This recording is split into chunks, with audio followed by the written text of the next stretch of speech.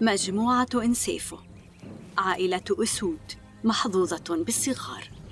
بالنسبة إلى الذكرين الصغيرين، الصداقة هي كل شيء.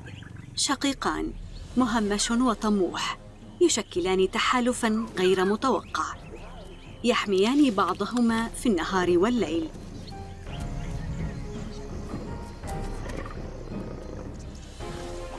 لكن المجموعة تتعرض للهجوم من أعداء كبار وصغار.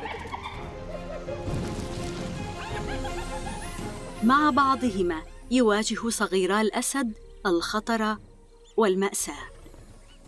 إذا أرادا تأمين مستقبلهما، فعليهما أولاً أن يتغلبا على ماضيهما.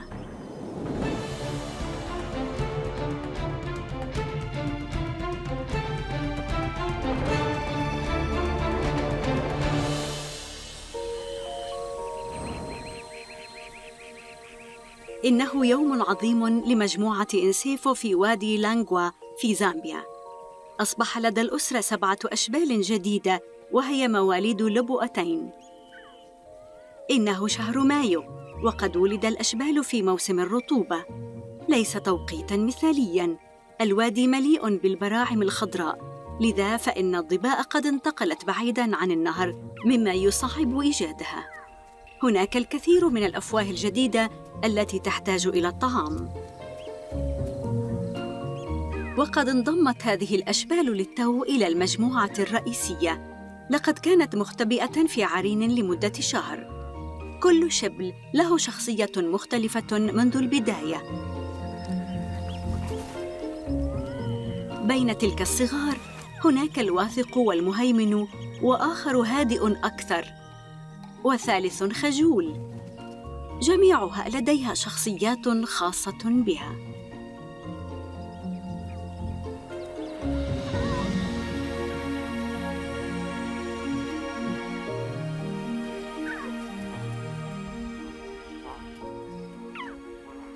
يبدو أن هذا الشبل الصغير دائماً ما يتم تركه.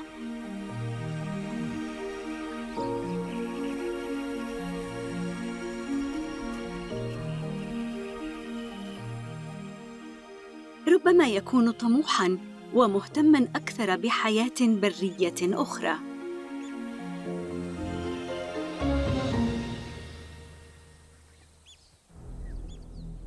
لكن ليست الفراشات وحدها تتواجد هنا.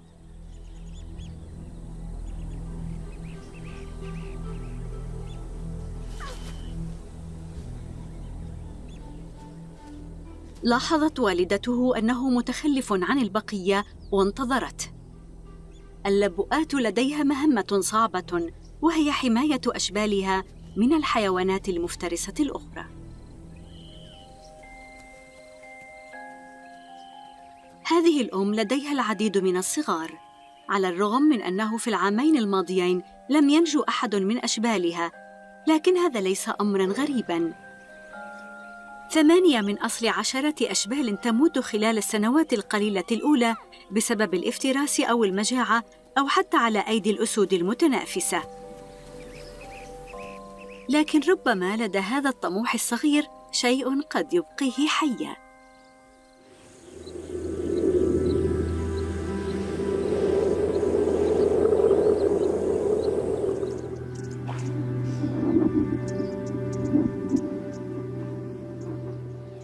الليالي هي الأخطر، والأصعب هو حماية الأشبال الفضولية في الظلام.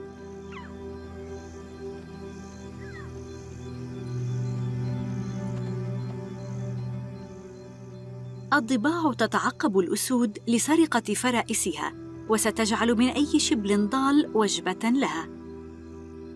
الفهود أيضاً ستغتنم أي فرصة لقتل الجيل الجديد من أعدائها القدامى.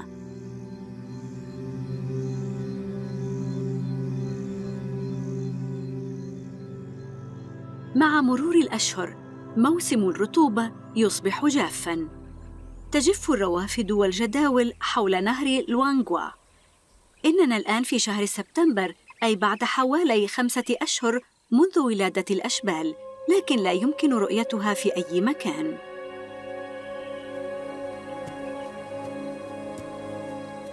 أسود مجموعة إنسيفو لا تزال مجتمعة، لكن واحداً فقط من الأشبال السبعة لا يزال موجوداً، إنه ذلك الطموح.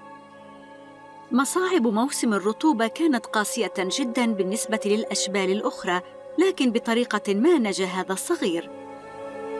إنه وحيد بعمر 4 شهور، ولا يوجد في المجموعة أحد قريب من عمره ليلعب معه. لديه أخوة غير أشقاء أكبر منه بعمر السنة تقريباً، وتعتبر هذه سن المراهقة على مقياس أعمار الأسود. جميع الأشبال تميل إلى تجاهل هذا الطموح، جميعهم ما عدا واحد. أمضى هذا الشبل المراهق طفولة قاسية.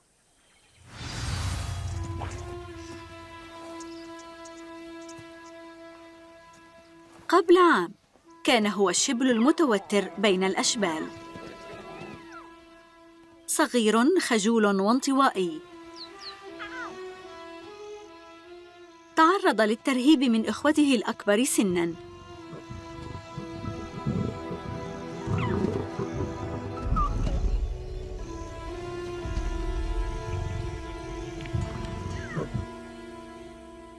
كان ضعيفاً ومصاباً ومرفوضاً من والدته التي أبت إرضاعه. يبدو أنها تقبلت فكرة أن هذا الصغير لن ينجو.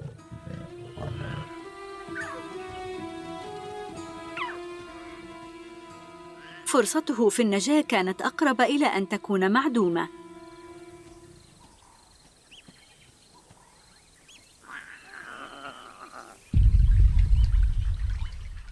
لكن غريزة الأمومة فيها اتقدت بشكل غير متوقع.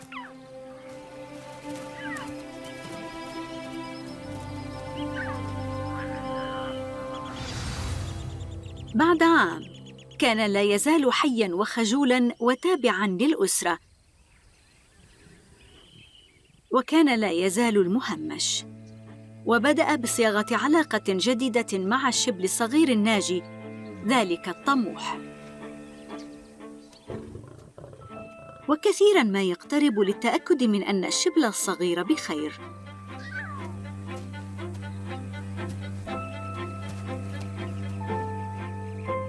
في الواقع الطموح الصغير كان يحظى باهتمام المجموعة بأكملها. أخوان كبيران كانا الحاكمين في المجموعة، يأتيان ويذهبان ويتواصلان أحياناً مع العائلة. هذا الموسم يبلغ عدد مجموعة إنسيفو 16 أسداً، 6 لبؤات وذريتها، بدءاً من الطموح وصولاً إلى أسود بعمر 3 سنوات دخلت للتو مرحلة البلوغ. الطموح الصغير منفتح، وعلى عكس المهمش فهو يلعب بمرح مع أقربائه الأكبر سناً. لكن لديه رابط خاص مع المهمش.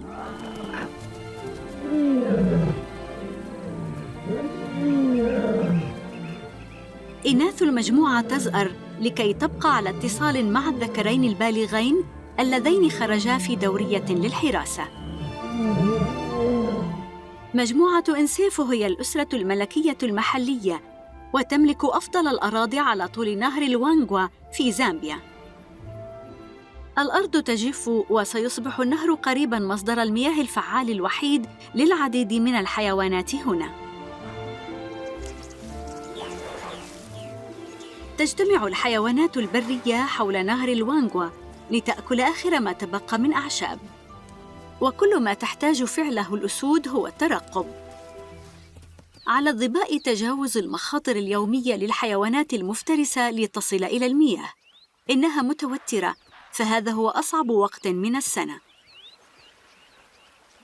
الأسود غالباً ليست من الحيوانات التي تفضل الصيد في النهار، لكن هذا العدد الكبير من الفرائس القريبة من النهر لا يقاوم.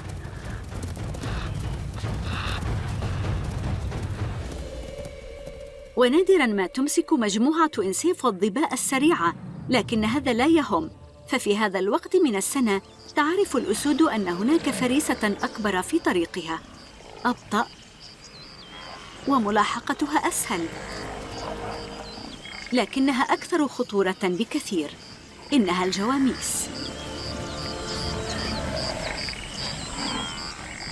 تجتمع قطعان ضخمة معاً في موسم الجفاف وتسافر لمسافات طويلة بين أراضي الطعام والنهر. تقدم بحيرة ساحرة القليل من الإغاثة للقطيع الظمآن، وطينها يمكن أن يكون فخاً مميتاً للحيوانات غير الحذرة، لكن عليها مواصلة طريقها نحو النهر. في حين تبقى المجموعة قريبة من نهر الوانغوا، تقوم الذكور بحماية أراضيها، وينتشر صوت زئيرها بعيداً في الظلام عندما يكون الهواء بارداً. جدار الصوت هذا يحمي المجموعة من الأسود المنافسة، لكن هناك مخاطر أخرى عند حافة النهر. تأتي التماسيح التي يصل طولها إلى 4 أمتار إلى الضفة للبحث عن الطعام. حتى الأشبال الصغيرة تعلم أنه عليها ترك هذه الوحوش بمفردها. يأتي المهمش والطموح إلى الماء سوية. أسود المجموعة العازبة تريد اللعب، لكنها قد تكون قاسية أحياناً. يجلس المهمش إلى جانب الشبل الصغير لحمايته. كانت هذه هي مجموعة الأسود التي أرهبته عندما كان صغيراً، لكن المجموعة ستصرف النظر عنه قريباً. لقد حان موعد خروج فرس النهر من أجل الرعي. الأسود تنتظر قطيع الجاموس، لكنها لن تكون أسوداً إن لم تكن انتهازية.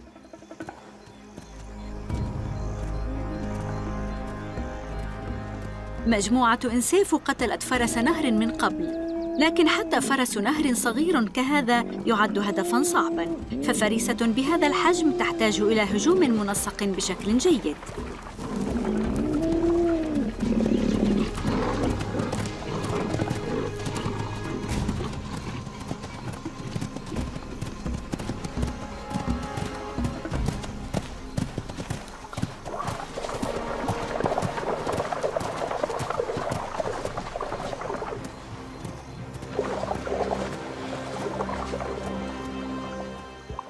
سيكون هناك فرص كثيرة قبل حلول الفجر.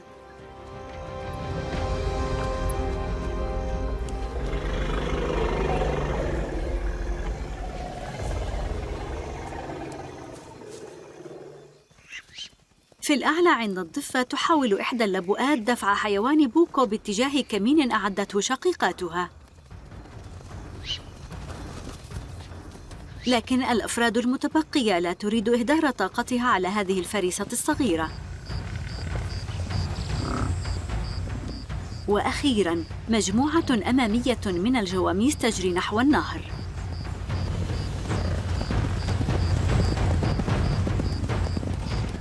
ترى اللبؤات فرصة لتفرقة إحداها عن القطيع.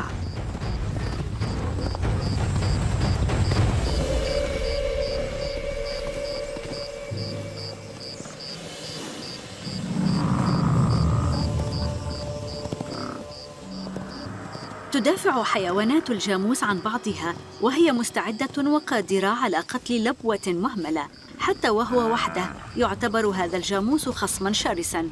تتحرك جميع الأسود الصائدة سوياً لقتال طن من العضلات والجلد والقرون الخطيرة.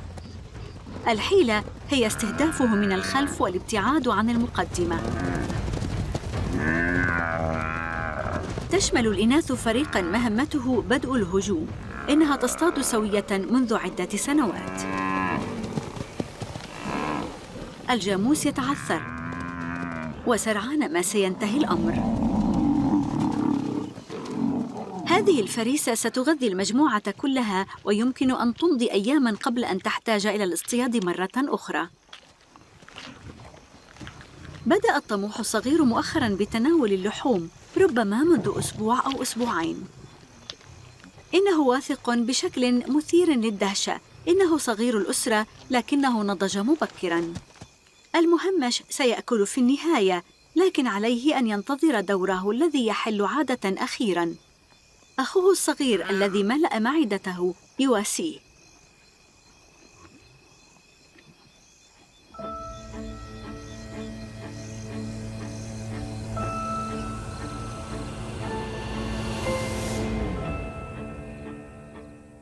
بحلول الصباح أحاطت طيور القمام بالمجموعة وبجثة الجاموس، وهي على استعداد لالتهام البقايا. على الطموح أن ينظف نفسه هذا الصباح.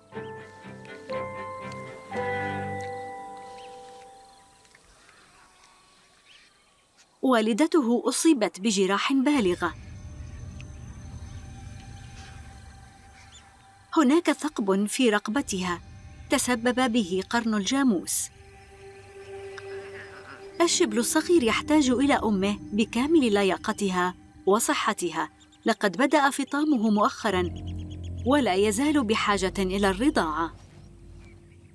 ويحاول المهمش أن يقدم ما يستطيع من وسائل الراحة.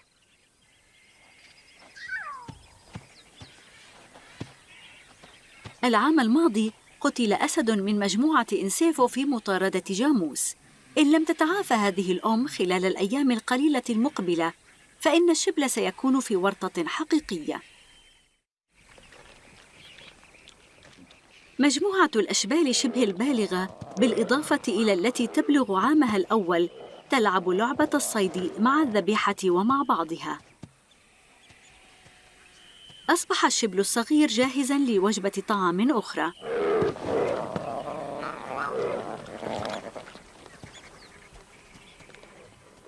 إنه شجاع.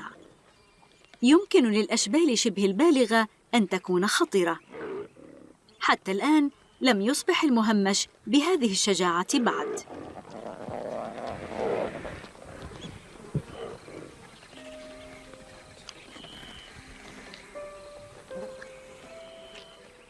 واحداً تلو الآخر تبتعد الأسود المتخمة للنوم للاستراحة بعد وجبتها. إنها فرصة الحيوانات الأخرى للتقدم.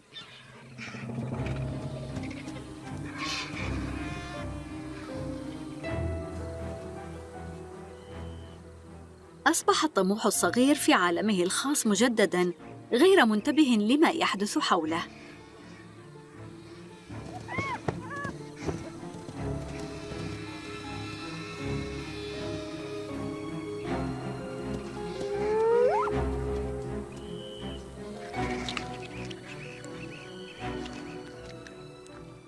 لكن قريباته تقومن بحمايته.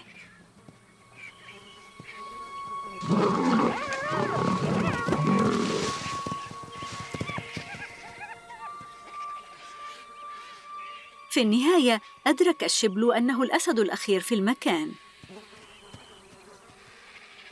لم يسبق له أن كان مدخماً باللحم إلى هذه الدرجة. إنه مدخم جداً للجري واللحاق بالبقية. لكن شقيقه المخلص ذلك المهمش انتظره.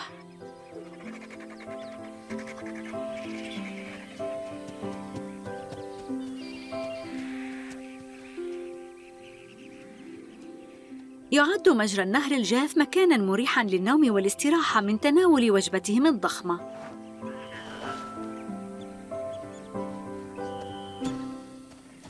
تحتاج أمه المصابة إلى الراحة. الإصابات التي قد تقتل إنساناً شائعة بشكل مدهش بين الحيوانات البرية. أفريقيا مكان قاس. الحيوانات التي تعيش هنا قوية ومقاومة. هناك أنثى فيل أدغال أفريقية صغيرة تملك نصف خرطوم. لقد فقدت نصفه في كمين. إنها تتكيف مع الأمر، ومثل اللبؤة ومجموعتها بقية القطيع تعتني بها. إنها إحدى المنافع الكبيرة لكون الحيوان يعيش ضمن جماعة.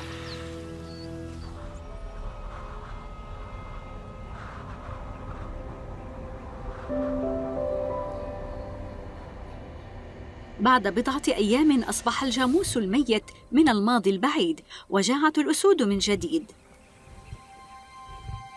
الطموح يفعل ما يفعله دائماً، يذهب إلى أمه من أجل الحليب.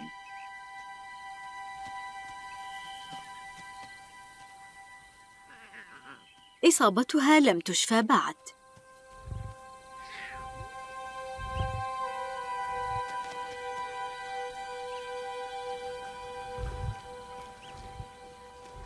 ببطء وبشكل مؤلم تدفعه بعيداً.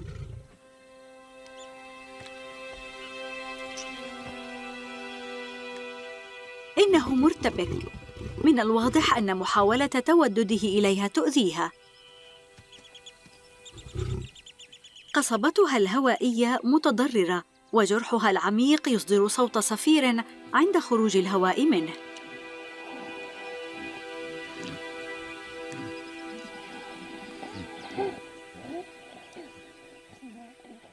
يواصل الشبل المحاولة. لا بد أن يفعل ذلك.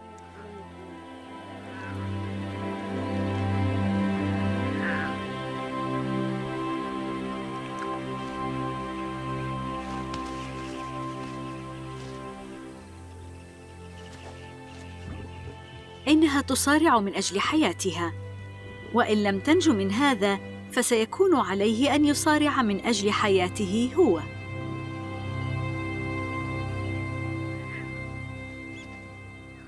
تقوم اللبؤات التي لديها العديد من الأشبال بمساعدة ذرية بعضها، لكن بسبب الموت المبكر للأشبال الستة الأخرى فإن بقية اللبؤات في هذه المجموعة توقفت عن إنتاج الحليب. والدته هي أمله الوحيد.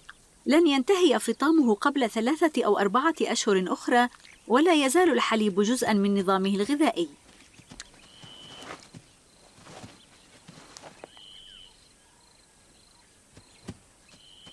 لا يستطيع المهمش تغذيته، لكن يمكنه أن ينظفه، وهذا يريحه قليلاً.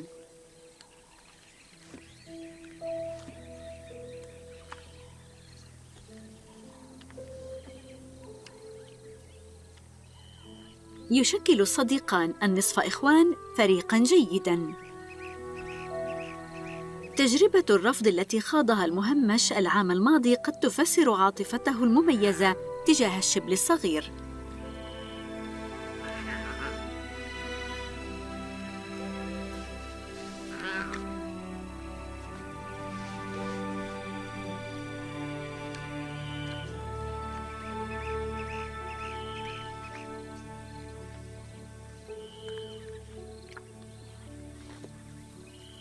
يحتاج الأسدان الصغيران إلى بعضهما.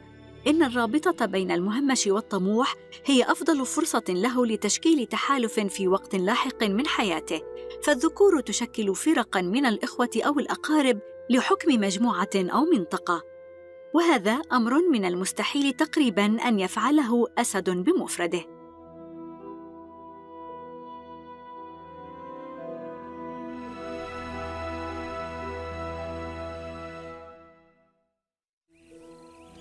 تقاد مجموعة إنسيفو من قبل شقيقين. توأم يبلغ من العمر 8 سنوات أنجبا جميع الصغار في المجموعة. رابطتهما غير قابلة للكسر. كانا يعملان على هذا التحالف منذ ولادتهما. إنهما إخوان في القتال، قوة لا تضاهى في الوادي.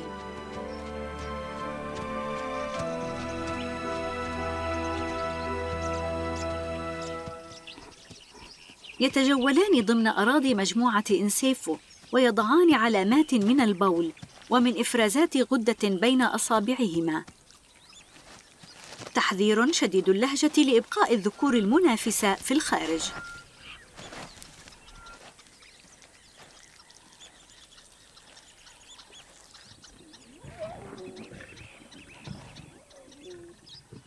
تأتي الذكور الكبيرة وتذهب من المجموعة، ويسر الطموح دائماً برؤيتها.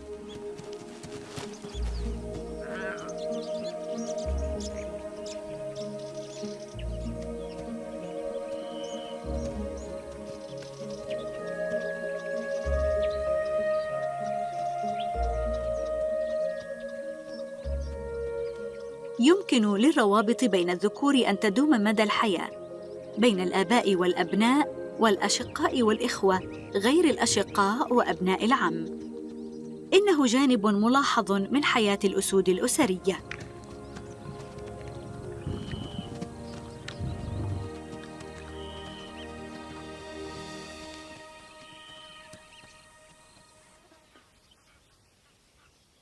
في في الوادي عندما يشتد موسم الجفاف تصبح كل بركة مياه أو جدول بمثابة طوق نجاة.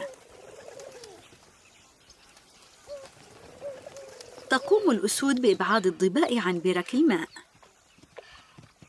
لكن لا تفسح جميع الحيوانات الطريق للأسود. ثمة عداء هنا مع عائلة أكبر من الفيلة، والخوف والولاء العائلي يغذيان هذا العداء.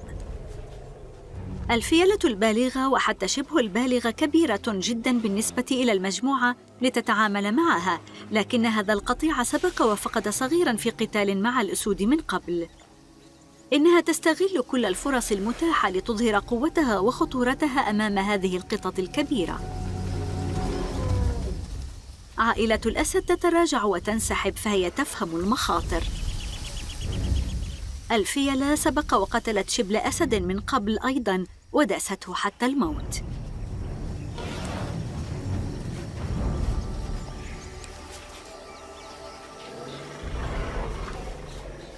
في حرارة النهار تنام الأسود.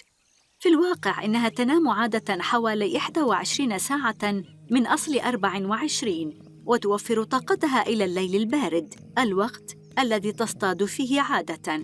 النوم في مجموعة متكومة يعطي شعوراً بالحرارة، لكن الأسود تفضل أن تكون على مقربة من بعضها. إنها قطط اجتماعية حقاً، فحتى طريقة نومها تساعد على تعزيز الروابط بينها. المهمش والطموح معاً كالمعتاد، لكن يومهما سيكون متوتراً بعض الشيء. القطيع ليس سعيداً بالاصطدام مع الأسود مجدداً.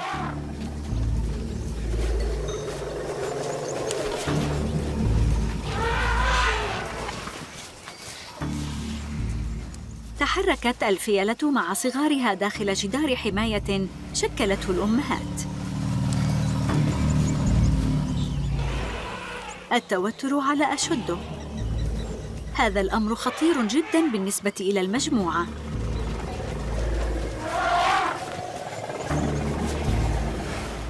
الفيلة تزداد حدة أكثر فأكثر، وتدفع مجموعة الأسود إلى قطيع صغير من الجواميس.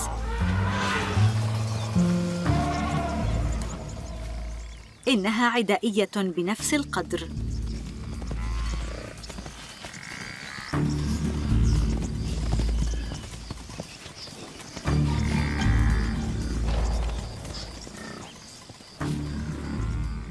بمحاصرته في المنتصف، يمكن للشبل الصغير أن يتم سحقه بسهولة تحت الأقدام.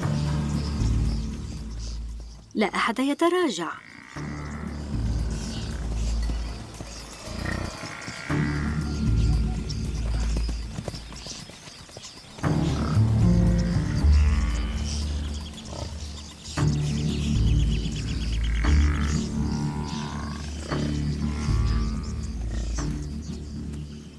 في نهاية المطاف تنسحب الجواميس من الفوضى وتتجه نحو النهر، والأسود تتبعها بشكل غريزي.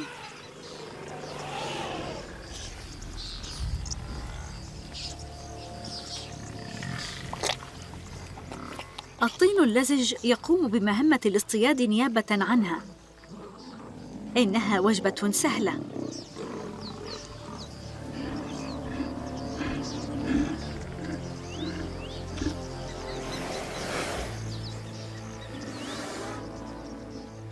إن فرصاً كهذه هي ما تجعل من جبهة النهر أهم ممتلكات مجموعة إنسيفو. الطموح في حاجة ملحة إلى الطعام، وهذه الوجبة غير المتوقعة أتت في وقتها.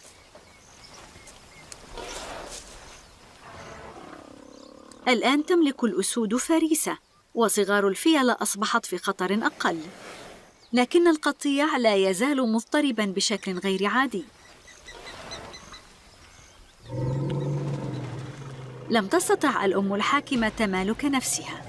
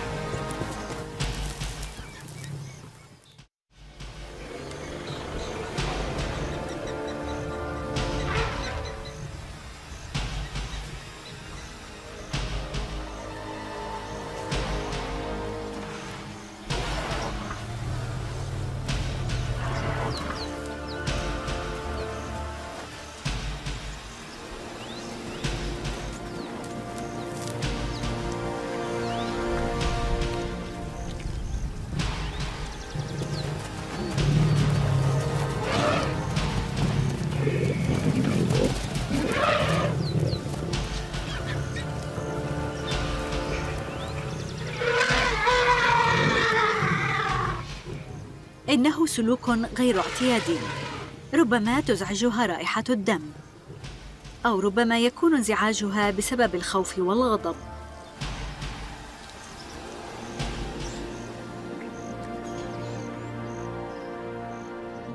في النهاية تراجعت الفيلة، لكن الرسالة كانت واضحة: لا ينبغي العبث مع الفيلة، وهذا درس لن تنساه الأسود بسرعة.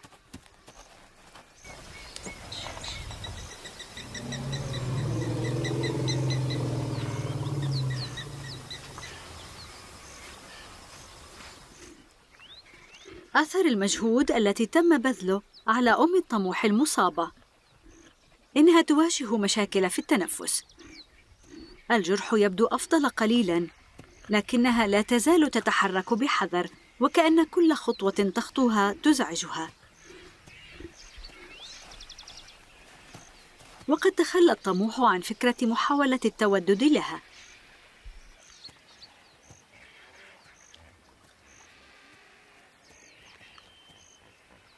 بعد وجبته الكبيرة من اللحوم أصبح عاطشاً. النهر مليء بالمخاطر.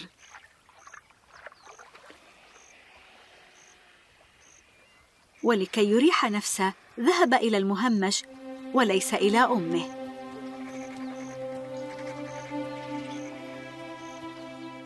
الرابط بينهما يصبح أقوى من أي وقت مضى.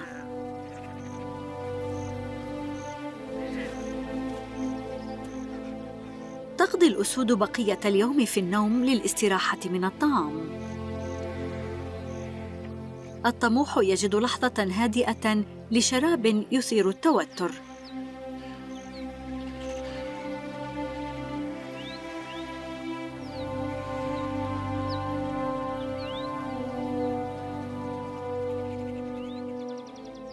قد تكون هذه نقطة التحول، فقد بدأت جراح أمه بالشفاء أخيراً.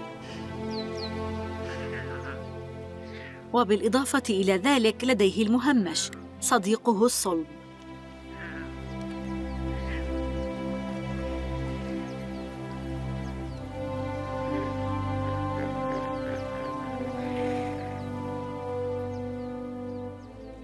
في ذلك المساء والدة الشبل بدت أقوى وتجولت في الأرجاء. قدرة الأسود على الشفاء ملفتة للنظر. يعمل جسمها بطاقة إضافية لتصل إلى اللياقة الكاملة للصيد.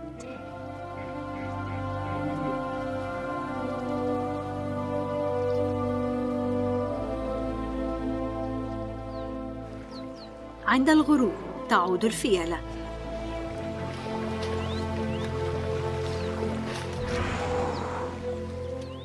وهذه إشارة إلى أسود المجموعة لتبتعد على طول الضفة.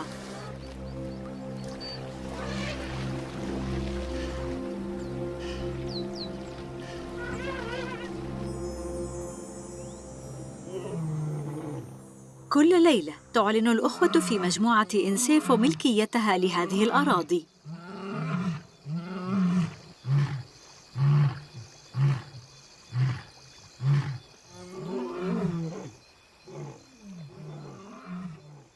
يجلس المهمش بعيداً عن غيره من الأشبال. الطموح فقط من يقترب ليلعب معه.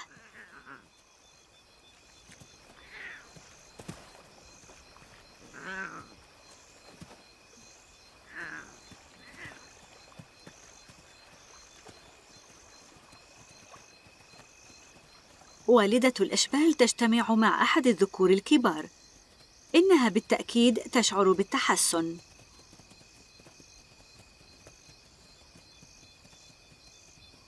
تنطلق الأسود سوية من أجل مطاردة ليلية. المجموعة في حالة جيدة، قوية وتتغذى على الجواميس بشكل منتظم.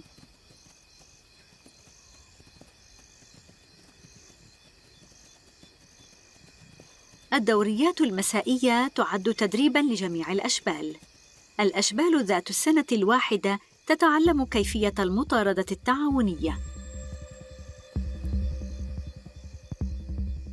لقد وجدت المجموعة شيئاً. زوج من الحيوانات الأفريقية قد قاما بالاختباء في شجيرة.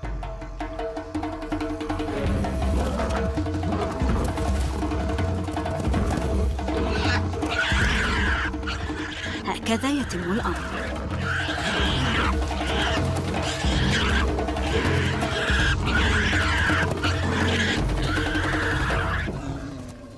لا يكون الطموح والمهمش على هذه المقربة من الأحداث عادة، إنها ليلة حماسية بالنسبة إليهما. الحيوانات البرية ليست وجبة كبيرة، إنها بالكاد تكفي لإطعام جميع الأسود 16، وهناك أفواج جديدة تأتي نحو المائدة، إنها الضباع، الكثير منها.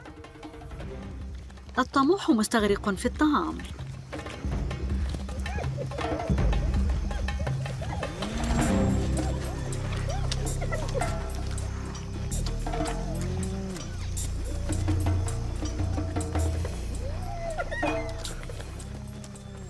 تزداد وقاحة الضباع.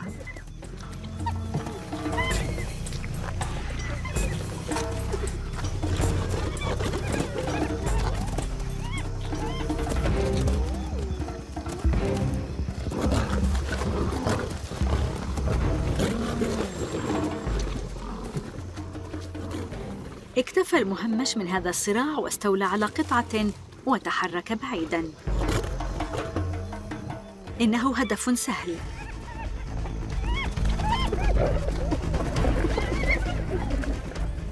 خمسة ضباع قوية ضد شبل واحد.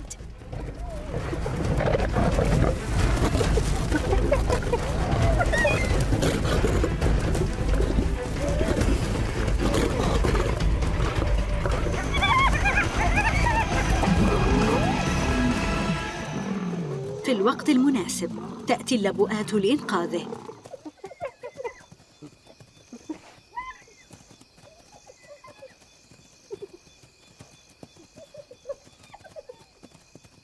بعد الانتهاء من الطعام تتحرك المجموعة، ولكن خلال ما حدث للمهمش لقد تم ترك الشبل الطموح وحيداً.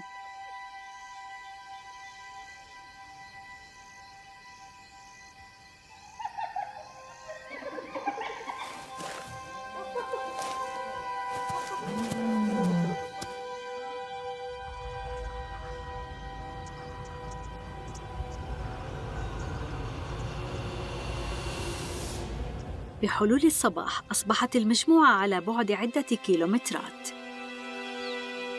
المهمش مصعوق وحزين، لكنه ليس شيئاً لا يمكن إصلاحه. الشبل الصغير على أي حال لا يمكن رؤيته في أي مكان. تعود أم الشبل أدراجها بحثاً عنه. صوتها يعبر السهول، كما لو أنها شفيت تماماً من أجل إنقاذه. ذلك الشبل الطموح الصغير اختفى. بحثت بين الشجيرات لعدة أيام عن شبلها،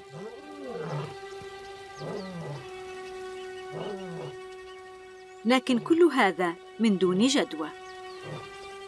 الطموح ميت، والمهمش أصبح وحيداً الآن. عليه أن يعقد صداقات جديدة في المجموعة من جديد. بينما يبدأ الموسم بالتغير، تجد والدة الشبل المفقود صعوبة في نسيان الأمر.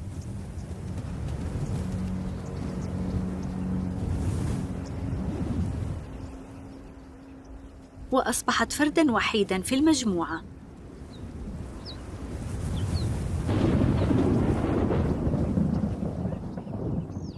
قد تكون العاصفة ترحيباً مريحاً، فالنهار حار ومليء بالحشرات القارصة. المهمش منزعج من ذبابة تسيتسي.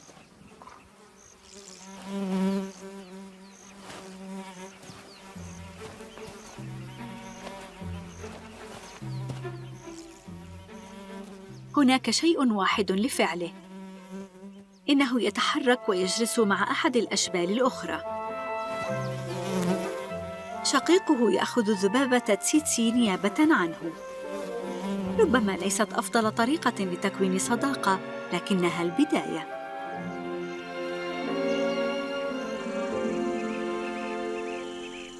مر أسبوعان، واللبؤة المصابة تعافت تماماً.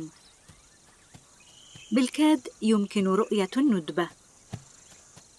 ما تزال تجول بعيداً عن المجموعة، لكنها لم تعد تبحث عن شبلها الضائع، إنها تبحث عن الذكور. إنها تدخل في مرحلة التزاوج وتريد إنجاب بضعة أشبال أخرى. لقد وجدت أحد الشقيقين. إنه يشم رائحتها ويختبر استعدادها للزواج. الإشارات جيدة، ثمة مستقبل جديد هنا.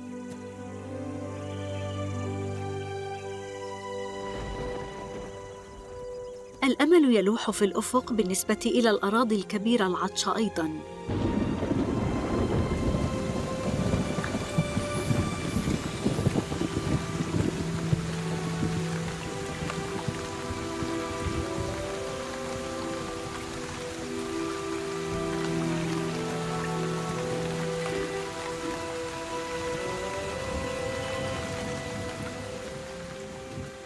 يتحرك المهمش للانضمام إلى شقيقه.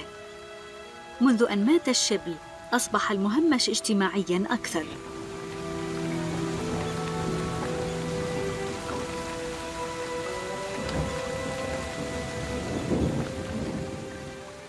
لقد فقد أخاه الأصغر، لكن يعرف بشكل غريزي أنه يحتاج إلى زميل. الأسر القوية أمر حيوي بالنسبة إلى الأسود. إنه ينضج ببطء. شقيقه يستجيب ويدعو المهمش إلى المصارعة.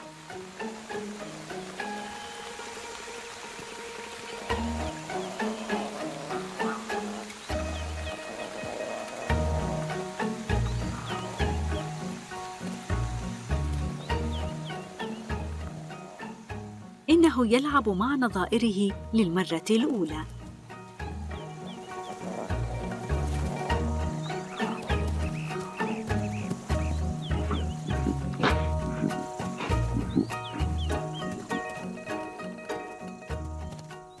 سيتطلب الأمر وقتاً، لكن المهمش بدأ بالانسجام.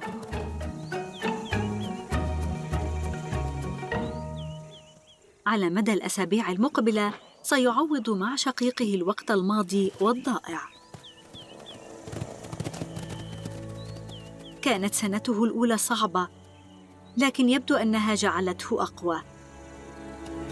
لا يزال الوقت مبكراً، لكن آماله آخذة بالارتفاع، ولديه ولاء جديد ليعمل عليه. ربما في يوم من الأيام سيحظى المهمش وشقيقه بمجموعة خاصة بهما، وينجبان جيلاً جديداً من الأسود لحكم وادي لوانغوا.